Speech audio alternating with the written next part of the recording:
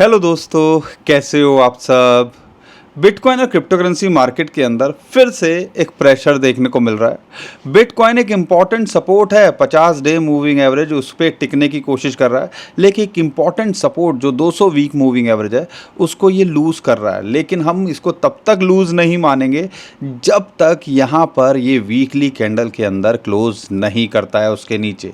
अगर उसके नीचे क्लोज करता है 50 मंथ मूविंग एवरेज जो कि लगभग $63,500 के आसपास आ रही है, तो फिर हो सकता है दोबारा से ये $60,000 पे आता देखने को मिले, जहां पर इसको एक अच्छी सपोर्ट है 50 मंथ मूविंग एवरेज की।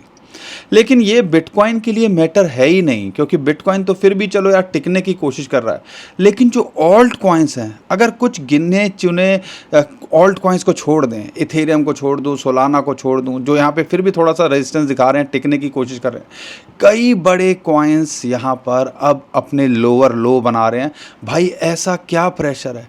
क्या ऑल्ट कॉइन्स डेड हो गए हैं? क्या कभी हमें ज़िंदगी में ऑल्ट सीज़न देखने को मिलेगा कि नहीं मिलेगा? यार ये मीम कॉइन्स का क्या होगा? जो नरेटिव चले थे एनएफटी कॉइन्स का, मेटावर्स कॉइन का, भाई वो सब कॉइन्स इस टाइम पे धूल के अंदर हैं। एआई का भी ट्रेंड चला था, उन कॉइन्स का भी अभी क्या हो रहा है सब यहाँ पे फ़िलहाल देख रहे हैं। तो कोई भी नरेटिव नहीं है जो इस टाइम पे बचता देखने को मिल रहा है। थोड़ा सा समझाने की कोशिश करूंगा कि हमें अब थोड़ी सी स्ट्रेटजी चेंज करनी पड़ेगी और यहाँ पर थोड़ा सा अब सिलेक्टिव होना पड़ेगा। लेकिन ये ऑल्ट कॉइन्स के अंदर प्रेशर क्यों है? अगर आप ऑल्ट कॉइन्स लेके बैठे हुए हो ना, तो भाई थोड़ा सा चूजी होना पड़ेगा, क्योंकि यहाँ पर अब कंपटीशन सिर्फ ऑल्ट कॉइन्स या ऑल्ट कॉइन्स के अंदर जो वर्किंग कर रही हैं उनसे नहीं है। भाई कंपटीशन अब यूएसए के जो स्टॉक्स हैं उससे भी होने लगा है। थोड़ा सा डिटेल में बताने समझाने की कोशिश करूंगा। स्ट्रेटजी थोड़ी सी नई डेवलप करेंगे और यहाँ पर वर्कआउट करेंगे कि भाई अब करना है तो कैसे करना है।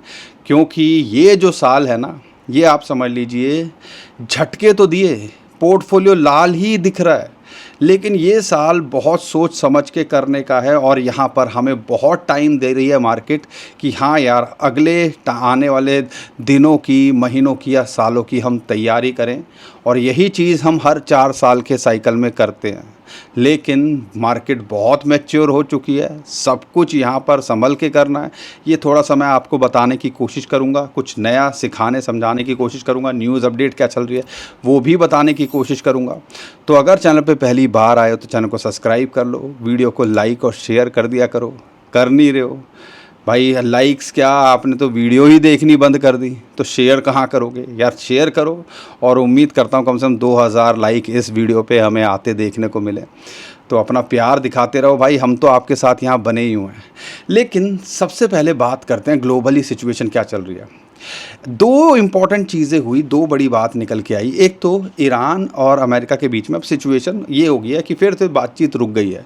ईरान कह रहा है मुझे कंपनसेशन दो तभी मैं स्ट्रेट ऑफ हॉर्मुज़ जो है खोलूँगा। डोनाल्ड ट्रंप कह रहे हैं हमें कंपनसेशन दो कि तब हम स्ट्रेट ऑफ हॉर्मुज़ जो है आप आगे हम यहाँ से हटेंगे। तो घूम फिर के बात यहाँ पर वहीं की वहीं आ गई जहाँ से शुरू हुई थी कि कोई बातचीत नहीं है। इसकी वजह से थोड़ा सा क्रूड के अंदर एक प्रेशर या आप कह लीजिए एक मोमेंटम या ऊपर जाने का जो है लगता है कि भाई जा सकता है।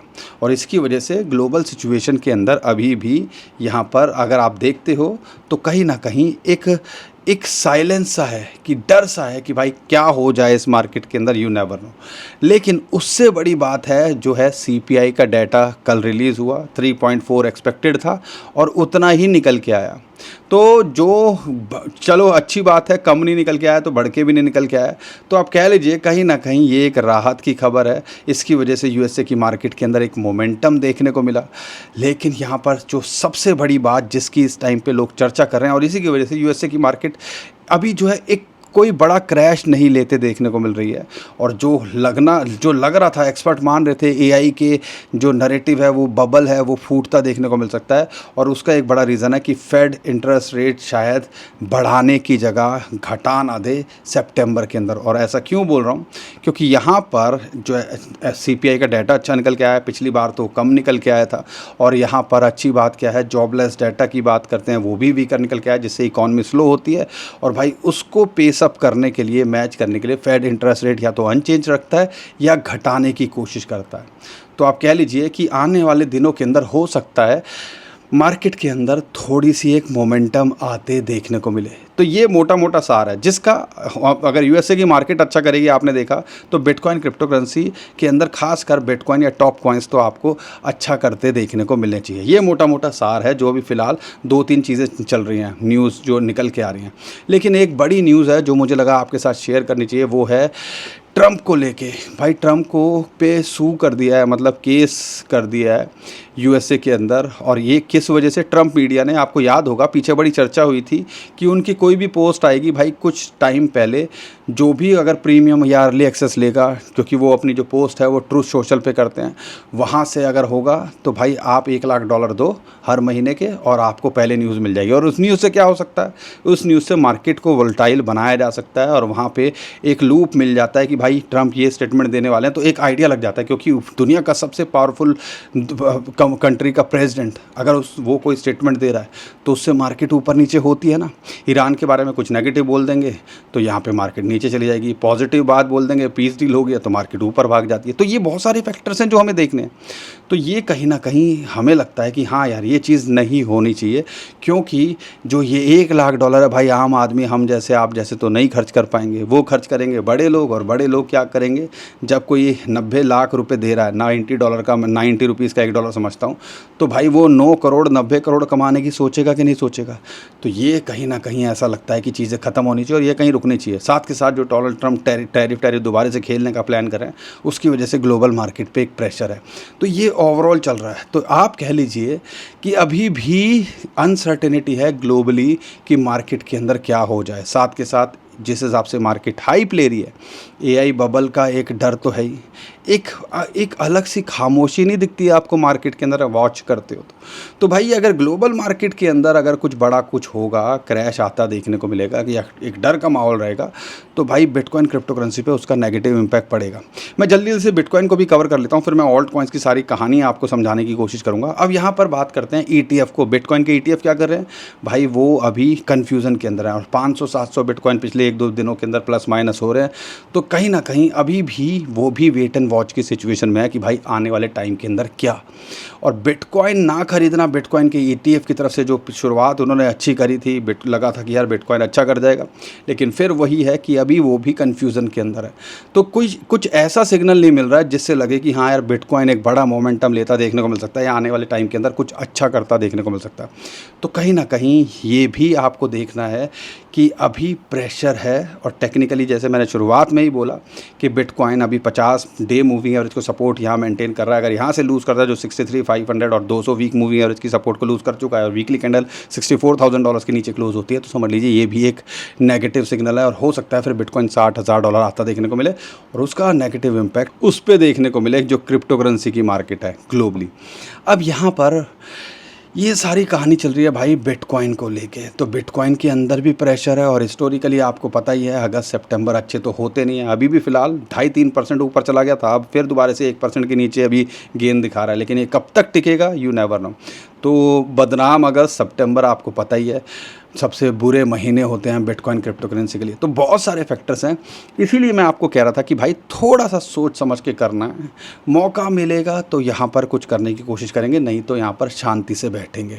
अच्छे लेवल पे आएगा, $60,000 के आसपास आए तो यहाँ कुछ करना है, $50,000 के आसपास आए तो यहाँ कुछ करना है।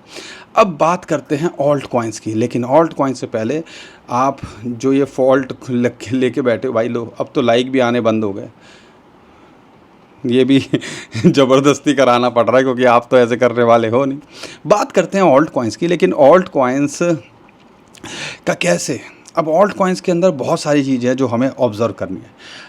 ऑल्ट कॉइन्स यूजुअली जो है, हमेशा आपने देखा होगा बिटकॉइन अच्छा करता है, इथेरियम अच्छा करता है तो वो भी भाई अब बहती गंगा में हाथ धो लेते हैं, मतलब एक मोमेंटम में आ जाते हैं। वो ये था खरबूजे को देख के खरबूजा, लेकिन हमारा इस टाइम खरबूजा ही रंग नहीं बदल रहा है, खरबूजा ही नहीं हिल रहा है, तो क्या करें। खरबूजा मतलब बिटकॉइन और इथेरियम ही नहीं कुछ कर रहे हैं, तो भाई ऑल्ट कॉइन से क्या उम्मीद करेंगे, क्योंकि वो भी एक ऐसे रुख से गए हैं, कोई ऐसी नहीं है। इथेरियम $2,000 के आसपास अटका हुआ है, अगर बिटकॉइन देखिए $60-65,000 के बीच में अटका हुआ है, तो ये कहीं ना कहीं बता रहा है। तो ऑल्ट कॉइन्स के अंदर वो जब तक मोमेंटम नहीं आएगी, जो हम यूजुअली बोलते हैं पार्ट 2 ऑल्ट सीजन, पहले बिटकॉइन भागता है, फिर इथेरियम भागता है, फिर और बड़े कॉइन्स भागते हैं, फिर सारे कॉइन्स भागते हैं, वो सिचुएशन शायद नहीं आते देखने को मिले। या ऐसा भी हो सकता है कि हम ऑल्ट सीजन की बात करते हैं, शायद कभी वो वाली थ्योरी अब दोबारा काम ना आए। क्यों? क्योंकि 2025 में यही सोच रहे थे, बिटकॉइन ने अपना ऑल टाइम हाई बनाया। ऑल्ट सीज़न कुछ सिलेक्टिव कॉइन्स के लिए तो आया, उन्होंने भाई कई कॉइन 5-10 गुना भी करे, लेकिन ज़्यादातर कॉइन्स यहाँ पर आप क्या अपने पीक के आधे भी नहीं पहुँच पाए। ये भी हमने देखा है ना। तो भाई इसीलिए कह रहा हूँ, अब ऑल्ट कॉइन्स में थोड़ा चूज़ी होना पड़ेगा, और स्ट्रेटजी जो आपको पता ही है भाई, 5-10% ज़्यादा ऊपर नहीं होना चाहिए पूरा का पूरा बिटकॉइन क्रिप्टो करेंसी क्रिप्टो के अंदर, और उसके अंदर भी majorly 50% bitcoin, 25% Ethereum, 25% alt coins में होना चाहिए। अब ऑल्ट कॉइन्स में क्या करें, अब ये ऑल्ट कॉइन्स के अंदर हो क्या रहा है, क्यों, एक तो ये बड़ा फैक्टर है कि यार पूरी की पूरी बिटकॉइन इथेरियम में कुछ नहीं हो रहा, तो ऑल्ट कॉइन्स में कुछ नहीं हो रहा। साथ के साथ एक और बड़ी जो न्यूज़ है या फैक्टर है जो काफ़ी इन्फ्लुएंस कर रहा है, यार ऐसा लग रहा है एक्सचेंजेस का भी अब थोड़ा सा ना माइंड चेंज होने लगा है, या लोगों का भी माइंड चेंज होने लगा है। और मैं आपके साथ लगातार डाटा शेयर कर रहा हूँ, अगर एक्सचेंजेस पे RWA जो आप कहते हैं, जो टोकनाइज स्टॉक की बात करते हैं, जो USA के स्टॉक हैं जैसे एप्पल, अमेज़ॉन, भाई वो अब ऑफ़र होने लगेंगे। और यहाँ पर जो USA की मार्केट है या USA के जो एक्सचेंजेस है वो भी प्लान कर रहे हैं 24/7 टोकनाइज करके जो है ट्रेडिंग चालू कर दे। तो कहीं ना कहीं उसका प्रेशर तो है ही, क्योंकि कोई भी अपना एक टोकन बनाता था और वो ट्रेड होने लगता था, कई बार मैन्युपुलेट हो जाते थे। लेकिन मार्केट अब इतनी मैच्योर हो चुकी है, लोग इतने तरस हो चुके हैं, इतने स्कैम में फंस चुके हैं, इतना पोर्टफोलियो ख़त्म हो चुका है, तो भाई अब हर एक की दाल तो जल जो है गल नहीं रही है। तो ये चीज़ कहीं ना कहीं ऐसा तो एक लगा समझ लो, ऑल्ट कॉइन्स एक ट्रांसफॉर्मेशन की तरफ जा रहे हैं कि भाई अच्छे कॉइन होंगे, यूज़ केस होंगे, टेक्निकली स्ट्रॉन्ग होंगे, टीम कुछ कर रही होगी, अच्छा प्रॉपर बैक्ड होंगे, तो ही वो चलेंगे। नहीं तो भैया एक आधा कॉइन का तो मैं कहता नहीं, लेकिन ज़्यादातर कॉइन्स आपको यहाँ पर अभी भी दिख रहे होंगे कि प्रेशर के अंदर है। पोल्का डॉट कितना अच्छा करता था, अब देख लो कितना बुरा हालत के अंदर है। ओंडो फिर दोबारा से प्रेशर के अंदर है। तो मतलब ऐसे कई कॉइन्स हैं, गाला ले लो, बहुत सारे जिनको जो लगातार हम बोलते थे, एप्टॉस की बात करते हैं, सुई की बात करते हैं, सब यहाँ पर इस टाइम पे ऐसा लग रहा है लोअर लो बना रहे हैं, अपने बॉटम के आसपास हैं। तो यहाँ पे हमने अब क्या स्ट्रेटजी को समझना है और करने की कोशिश करनी है, क्योंकि भाई मुझे लगता है जिस हिसाब से ट्रांसफॉर्मेशन की तरफ जा रहे हैं, अब जब RWA का नैरेटिव आएगा, टोकनाइजेशन US स्टॉक की होने लगेगी, लोग उसको प्रेफर करने लगेंगे, तो भाई जो टीम एक्टिवली काम नहीं करेगी, जो एक्चुअल में कुछ करेंगे नहीं, वो कॉइन्स तो आप समझ लो उनका तो कुछ होना नहीं। अब वहाँ पे मैन्युपुलेट करके 2-4 दिन ऊपर बढ़ा के 1-2 दिन के अंदर ही ऊपर ये एक्सचेंजेस कर देते हैं कितनी बार, उस बात को तो मैं कह नहीं सकता। लेकिन हमने तो थोड़ा सा समझदारी दिखानी है, हमने थोड़ा सा स्ट्रेटजी को डेवलप करना है कि भाई मैं उसमें काम करूँगा या मैं उसको खोल्ड करूँगा जिसमें मैंने पूरी की पूरी स्टडी कर रखी हो, टीम एक्टिव लगती हो, एक मोमेंटम के अंदर हो, बिटकॉइन और इथेरियम की तरह एक रेजिस्टेंस दिखा रहा हो, अपने लोअर लो ना बना रहा हो। तो ये सारी चीज़ें हमें भी अब थोड़ा सा सोच समझ के करनी पड़ेंगी। और रही बात बिटकॉइन इथेरियम पे, भाई नज़र रखनी है, और उसके लिए ETF को देखना है, ETF वाले क्या कर रहे हैं, USA की मार्केट कैसे कर रही है, तभी ऑल्ट कॉइन्स के अंदर कुछ करना है। अगर आप ऑल्ट सीज़न की बात कर रहे हो, ऑल्ट सीज़न क्या होता है, ऑल्ट सीज़न सबसे पहले तो ये समझो, वो 2021 वाला ज़माना गया, वो पहले साल चले गए कि मिनी बुल रन आता था, एक बड़ा आता था, वो 2025 में हमें देखने को नहीं मिला। 2024-25 के एंड में शायद हमने 24 के अंदर देखा था, कुछ मोमेंटम सी तो आई थी, लेकिन ऐसा कुछ नहीं हुआ था कि जो 50-50, 40-40, 100 गुना हो जाते थे, नहीं, अब वो और बुरे होंगे, ठीक है ना, वैसी चीज़ें नहीं होंगी। तो इसीलिए हमें थोड़ा सा अब अच्छे कॉइन्स में बने रहना है, यूज़ केस और टॉप कॉइन्स में भी बहुत सिलेक्टिव होके अपनी स्टडी करके करना है, स्ट्रेटजीज़ डेवलप करनी पड़ेंगी। और ये स्ट्रेटजी के अंदर सबसे बड़ा आपका पहला बेसिक रूल आज ये सीख लेना कि भाई 5-10% से ज़्यादा क्रिप्टो में एक्सपोजर नहीं होना चाहिए, और उसके अंदर भी मेजरली बिटकॉइन 50%, 25% इथेरियम, बाकी 25% ऑल्ट कॉइन्स के अंदर देखो, ताकि जो हालात इस टाइम पे है, अगर ऐसा हो जाए तो भी आप सर्वाइव कर जाओ, झेल जाओ। इस टाइम पे सर्वाइव कौन कर पा रहा है, जिसके पास मेजरली होल्डिंग बिटकॉइन इथेरियम की है। ऑल्ट कॉइन्स वाला तो देख के ही उसको लगने लगता है, दिल की धड़कनें सांसें फूलने लगती हैं कि भाई मैं क्या लेके बैठ गया। और ये आपके साथ नहीं है, सबने ये गलतियां करी हैं, ठीक है। 90% लोग ऑल्ट कॉइन्स ही लेके बैठे हुए हैं, और ये बात मैं समझता हूँ। इसीलिए थोड़ा सा बैठो, पोर्टफोलियो को लेके देखो कौन से कॉइन्स वर्किंग कर सकते हैं, क्या फ्यूचर हो सकता है, क्या मैं इनको देख के कर सकता हूँ, ठीक है। और यहाँ पर अगर मौका मिले बिटकॉइन क्रिप्टो करेंसी के अंदर, तो यहाँ पर जो लेवल्स हैं, झटके आएँ, तो उन झटकों में अपॉर्चुनिटी ढूंढनी है, क्योंकि ये मत भूलिएगा कितना भी मैं कुछ बोल लूँ, रशिया ने यहाँ पे शुरुआत कर दिया है भाई। रशिया के एक्सचेंजेस अब यहाँ पर बिटकॉइन इथेरियम की जो है ट्रेडिंग चालू करने वाले हैं। तो ये सारी चीज़ चल रही है। अमेरिका बोलता है भाई हम नहीं करेंगे बिटकॉइन क्रिप्टो करेंसी, तो चाइना करेगा। तो उनको भी पता है कि ये एक चीज़ है जो हम छोड़ नहीं सकते। और जिस हिसाब से बिटकॉइन के ETF 1000-2000 बिटकॉइन लगातार सेल करते हैं, उनकी वजह से प्रेशर तो बनता है। लेकिन जो मेजर प्रेशर आ रहा है, जो बड़े बड़े नाम इंस्टीट्यूशंस हैं, जैसे मारा कैपिटल, स्ट्रेटजी की बात करते हैं, एक और पैक्सो लिंक्ड जो है वॉलेट, उससे भी सेलिंग हुई है। तो वो कुछ सेलिंग प्रेशर फ़िलहाल हमें देखने को मिल रहा है। और उसी की वजह से यहाँ पर हम यही सोच रहे हैं कि यार बिटकॉइन सर्वाइव कर पाएगा कि नहीं कर पाएगा, ऑल्ट कॉइन सर्वाइव कर पाएंगे कि नहीं कर पाएंगे। लेकिन ये मत भूलिएगा, ये पहली बार नहीं हो रहा है, ठीक है। तो यहाँ पर ये मत भूलिएगा, ये बड़े बड़े इंस्टीट्यूशंस की बात करते हैं, बिटकॉइन के ETF की बात करते हैं, मेजर होल्डिंग उन्हीं के पास है। और ये डाटा आपको शॉक करना चाहिए कि भाई साहब, जहाँ पे जो 1-2 बिटकॉइन या 10,000 से कम बिटकॉइन लेके बैठे हैं, उनके अंदर तो, उनके वॉलेट के अंदर तो बिटकॉइन घट रहे हैं। लेकिन जो 10,000 से ज़्यादा बिटकॉइन होल्ड करके बैठे हुए हैं, उनके बढ़ रहे हैं। तो ये भी आपको देखना है कि भाई यहाँ पर डेटा से कुछ नहीं छुपता कि बड़े इंस्टीट्यूशंस हमें दिखा कुछ रहे हैं और हो एक्चुअल में कुछ रहा है। 10,000 बिटकॉइन आज की डेट में कोई लेके बैठा हुआ है, तो आप समझ लीजिए कुछ तो होगा वो। और 10,000 बिटकॉइन के अगर वॉलेट जो है उनके अंदर बढ़ोतरी हो रही है, या उनके बिटकॉइन बढ़ रहे हैं, और जो है आप कह लो 10,000 से कम वालों के कम हो रहे हैं, तो इससे क्या मैसेज आता है भाई? मार्केट में आम आदमी डरा हुआ है, लेकिन बड़े बड़े इंस्टीट्यूशंस चुप गुपचुप करके ये यहाँ पे जो है बिटकॉइन और क्रिप्टो करेंसी, यहाँ पर खास कर बिटकॉइन पे वो उनके अंदर माल बटोरे जा रहे हैं। इसके अलावा और क्या है यहाँ पर अगर देखते हैं, मैं आपको एग्जैक्टली एक और चार्ट दिखाना चाहता हूँ, मुझे लगा ये भी आपको बताना चाहिए। और अगर इस चार्ट की बात करता हूँ, थोड़ा सा देखने की, समझने की कोशिश करना। एक और है जो सेलर की बात, बिटकॉइन ऐसा नहीं लग रहा कि अटका हुआ है, उसके पीछे क्या है, या तो वो बिल्कुल नीचे भी नहीं जा पा रहा, इस लेवल पे टेक्निकली तो अटका हुआ है। लेकिन एक और अगर ग्लास नोड का डाटा देखते हैं, तो कहीं ना कहीं क्या है, 2018-19 में देख लो, 2014-15 में देख लो, या 2022-23 में, ऑलमोस्ट आप कह लो जो सेलर हैं वो डाटा दिखा रहा है एग्जॉस्ट हो चुके हैं।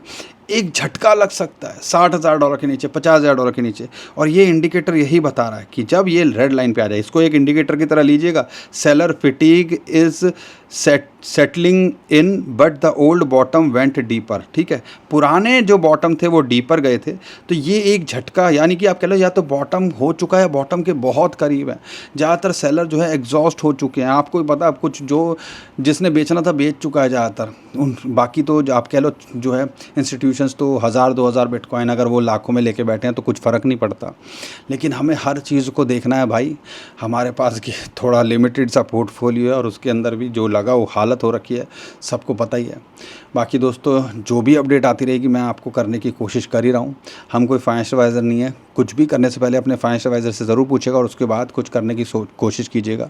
उम्मीद करता हूँ हर बार की तरह आपको हमारा कंटेंट अच्छा लगा होगा। वीडियो पसंद आई है तो वीडियो को लाइक करिएगा, चैनल को सब्सक्राइब कीजिएगा, ट्विटर टेलीग्राम को हमारे फॉलो कर लीजिए। कुछ कॉइन्स के बारे में आप चाहते हो मैं आगे वीडियो में कवर करूँ, उसके बारे में भी कमेंट करिएगा, ताकि आने वाले टाइम के अंदर मुझे पता हो मेरे भाई बहन के साथ में मुझे क्या यहाँ पे आगे शेयर करना है। अभी के लिए विदा लेता हूँ। खुश रहिए, मुस्कुराते रहिए, कमाते रहिए। आपका दोस्त पंकज। थैंक यू, नमस्कार, धन्यवाद।